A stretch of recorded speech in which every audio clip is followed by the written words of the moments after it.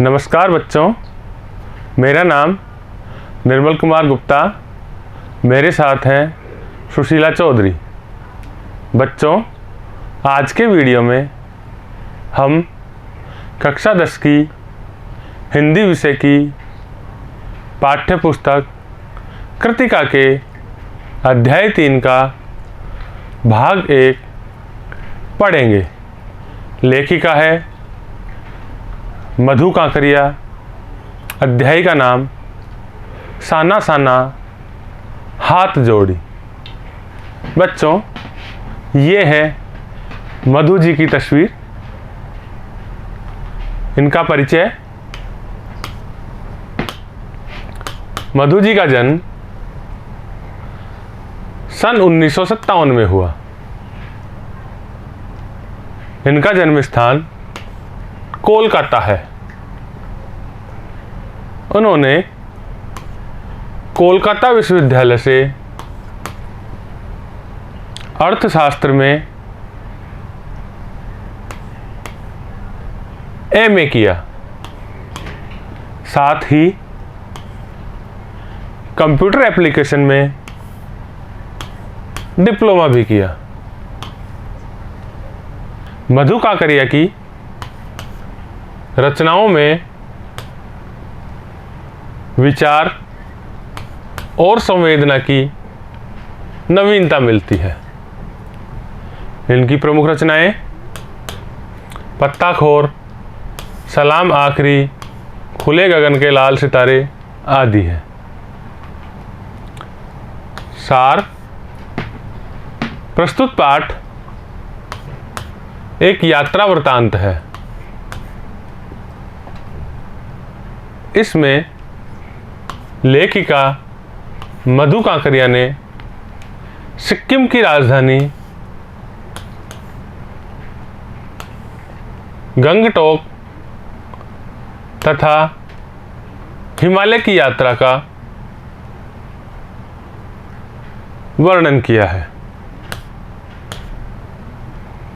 रात्रि में गंगटोक शहर को देखते हुए लेखिका को ऐसा लगा मानो आसमान उल्टा पड़ा हो और तारे बिखरकर टिमटिमा रहे हो। अर्थात शहर की रोशनी सुंदर थी। यहाँ एक प्रार्थना लेखिका के होठों को छूने लगी, जो उन्होंने एक नेपाली युवती से सीखी थी। प्रार्थना है साना साना हाथ जोड़ी, अर्थात छोटे छोटे हाथ जोड़कर प्रार्थना कर रही हूं कि मेरा सारा जीवन अच्छाइयों को समर्पित हो। बच्चों, अपनी यात्रा के दौरान लेखिका यह प्रार्थना गुनगुनाने लगी थी। अगली सुबह लेखिका को यूमथांग शहर के लिए निकलना था, जो गंगटोक से 149 किलोमीटर की दूरी पर था। यहाँ पर किसी व्यक्ति की मृत्यु हो जाने पर उसकी आत्मा शांति के लिए 108 श्वेत पताकाएं अर्थात सफेद झंडे फहरा दी जाती है। गाड़ी जैसे जैसे ऊंचाई पर चढ़ने लगी, हिमालय अपने विराट वैभव के साथ सामने आ रहा था, अर्थात दिखाई दे रहा था।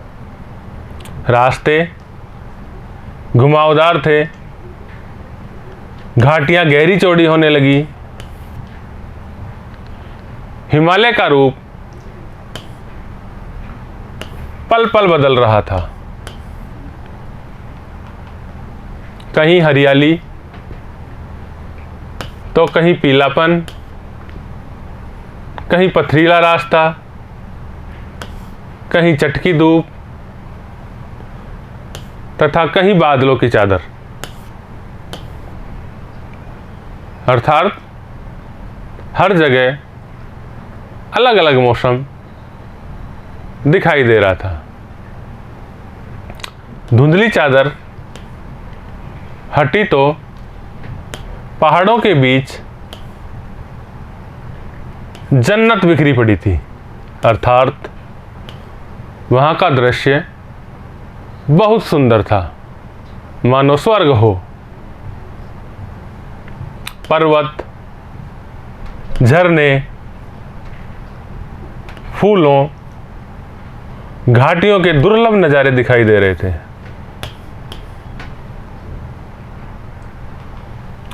ढलते सूरज की रोशनी चाय के बागानों पर पड़ रही थी, जहां युवतियां बोकू, ये सिक्किमी महिलाओं द्वारा पहनने वाला वस्त्र है, परिधान है, पहने चाय की पत्तियां तोड़ती दिखाई दे रही थी। जैसा इस फोटो में दिखाई दे रहा है, ये चाय के बागान है। इन दोनों युवतियों ने बोकू पहना हुआ है और चाय की पत्तियां तोड़ रही है। एक युवती ने चटक लाल रंग का बोकू पहना हुआ था, जो ऐसा लग रहा था मानो डूबते सूरज की आभा में इंद्रधनुषी छटा बिखेर रहा था। रात का पड़ाव लाल युग नामक बस्ती में था। यह एक छोटी सी शांत बस्ती थी, जो तीस्ता नदी के किनारे पर थी। जितेन वहाँ का एक युवक का नाम है, ने नेपाल के माओवादी संघर्ष, वहाँ के स्थानीय निवासियों का संघर्ष अर्थात लड़ाई के बारे में बताया, जहां हेलीकॉप्टर द्वारा बम बरसाए जाते थे। एक जगह पर एक पत्थर है, जिस पर गुरु नानक के, सिखों के पूजनीय संत